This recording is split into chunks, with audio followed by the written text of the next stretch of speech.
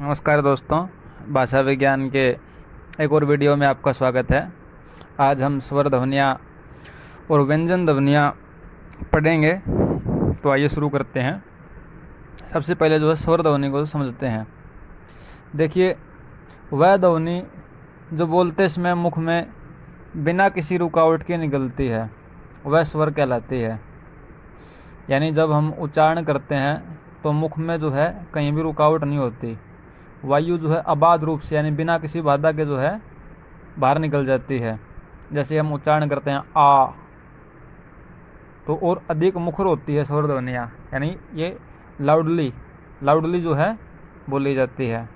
अब और व्यंजन ध्वनियाँ जो है वे ध्वनियाँ होती है जब हम बोलते हैं तो मुख के किसी भाग में जो है वायु रुकती है या टकराती है, यानी वायु जो है बाधित हो जाती है।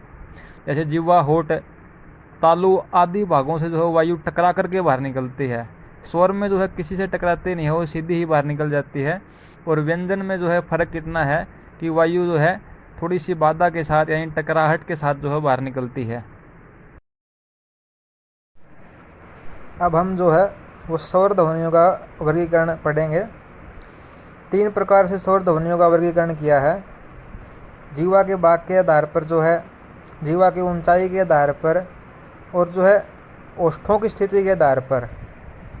अब जीवा के भाग के आधार पर जो वर्गीकरण किया है, जैसे जीवा के अगले भाग से, जीवा के मध्य भाग से, या जीवा के पिछले भाग से।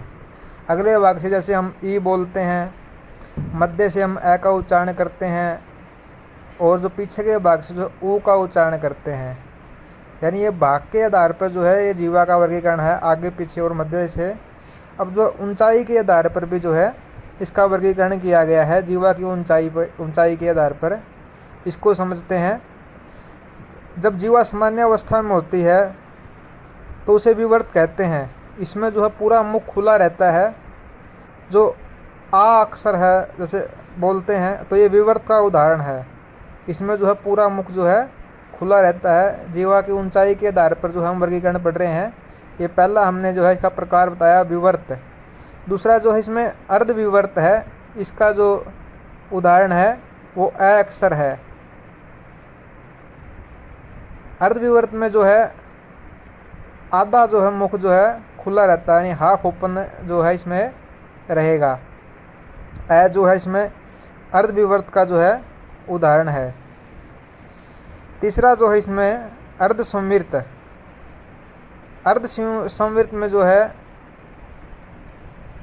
मुख जो है वो आधा बंद रहेगा, हाफ क्लोज्ड। ए और जो है औ इसके उदाहरण है अर्ध संवृत में। अर्ध संवृत में जो है आधा मुख जो है वो बंद रहता है, हाफ क्लोज्ड। अब जो है संवृत का उदाहरण है, जब जीवा ऊपर उठती है और तालु से लगती है तो उसे संवृत कहते हैं। ई और जो ऊ है वो संवृत के उदाहरण है।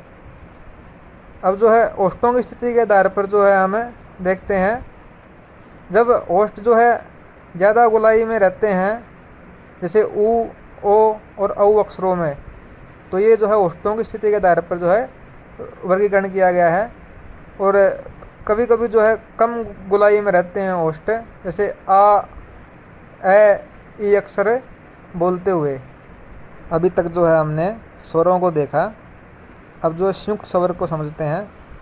जब 2 स्वर एक साथ मिलकर बोले जाते हैं बिना किसी रुकावट के तो उसे संयुक्त स्वर कहते हैं। जैसे ए जो है वो ए और ई से मिलकर बनता है।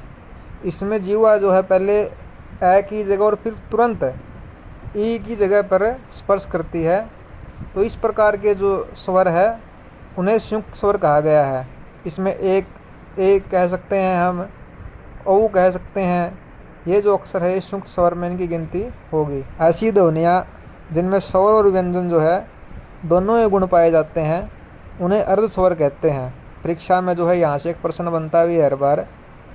तो संस्कृत में जो है यह और वह अर्ध स्वर जो है कहेंगे, और अंग्रेजी में वाई और डब्लू।